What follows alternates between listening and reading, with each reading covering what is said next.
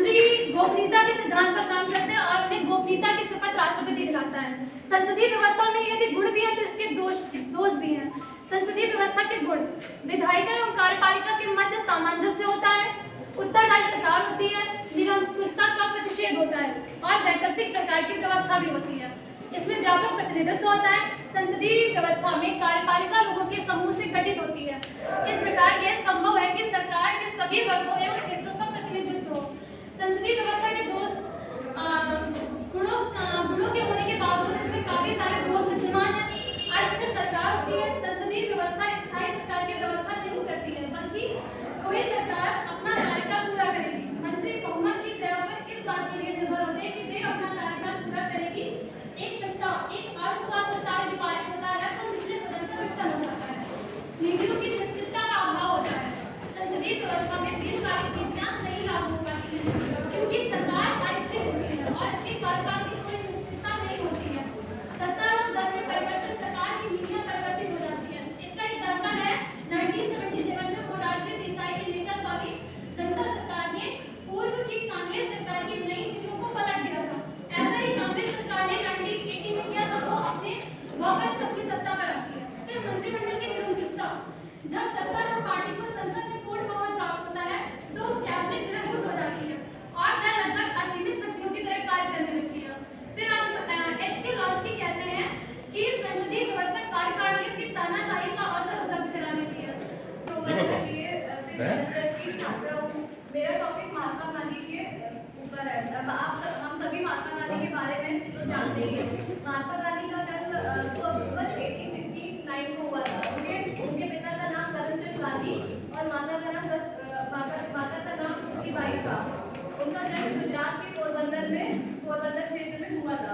वे एक बैरिस्टर थे। महात्मा गांधी का हमारी आजादी के क्षेत्र में बहुत बड़ा योगदान रहा है। महात्मा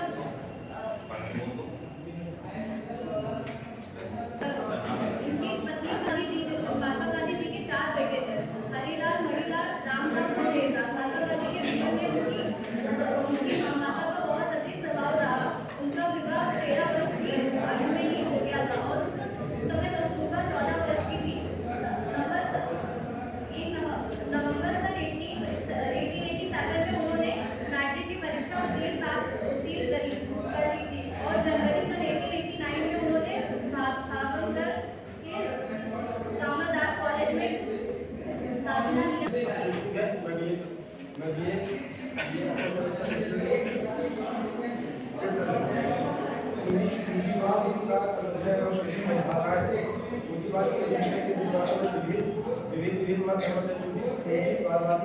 भारतीय प्रणाली की परिभाषा विभिन्न विद्वानों में इसकी विशेषताओं के आधार पर के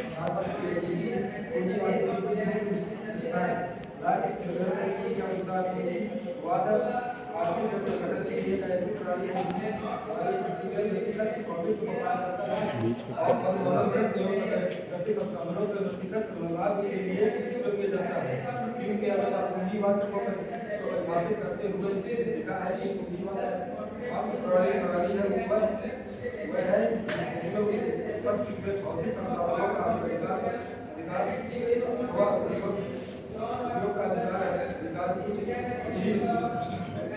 पास होता है और इन संसाधनों के आचरण के लिए व्यक्तियों द्वारा ही इस्तेमाल किया जाता है कि इसकी सहायता से मेरा नाम विनीत मिश्रा है।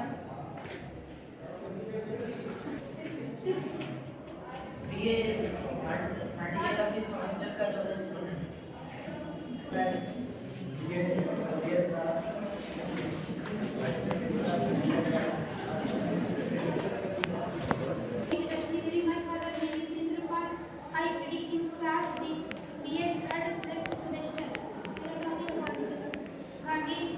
गांधी जी का जन्म 2 अक्टूबर 1869 को गुजरात के पोरबंदर गांव में हुआ था। इनके पिता का नाम करमचंद गांधी था। गांधी जी भारत को स्वतंत्र कराने में काफ़ी योगदान रहा है। गांधी जी हमेशा अहिंसा के मार्ग पर चलते थे और दूसरों को भी अहिंसा के मार्ग पर चलने को सिखाते थे। गांधी जी ने कई गांधी जी कई आंदोलन चलाए। भारत छोड़ो आंदोलन, असहयोग आंदोलन, नमक सत्याग्रह आंदोलन। वर्मा है, मेरे पिताजी का नाम श्री राम स्वरूप वर्मा जी है और मैं अभय प्रताप सिंह डिग्री कॉलेज का छात्र हूँ। कक्षा BA 5th सेमेस्टर का छात्र हूँ और ये पॉलिटिकल साइंस का जो टॉपिक दिया गया मैं आपको बताऊंगा। महात्मा गांधी के स्वतंत्रता आंदोलन, विभिन्न आंदोलनों और उसका प्रभाव। राष्ट्रपिता के रूप में जाने वाले महात्मा गांधी के लगभग सभी भारतीय स्वतंत्रता अभियानों के नेता के रूप में कार्य किया है। महात्मा गांधी के नेतृत्व वाले मुक्ति आंदोलनों ने ब्रिटिश शासन के खिलाफ लड़ाई लड़ी है और अहिंसक तरीके का उपयोग करना मैं डिग्री कॉलेज की छात्रा हूँ। BA 5th सेमेस्टर की छात्रा हूँ। मेरा टॉपिक है त्रिस्तरीय राष्ट्रीय पंचायती व्यवस्था पर। कहा जाता है कि अनुसूचित जनजाति और जनजाति के लोगों के 50 वर्ष के नियोजन और विकास से पर्याप्त लाभ न मिलने का महत्वपूर्ण कारण यह था कि विकेंद्रित संस्थाओं के माध्यम से उनके आर्थिक विकास और सामाजिक न्याय के लिए योजना बनाने पर उनके प्रतिपादन में शामिल न किया जाना था। फिर राज्यों में भी अनुसूचित जनजातियों द्वारा अल्लाहु अकबर, अल्लाहु अकबर, संविधान संशोधन के प्रावधान को पंचायत अल्लाह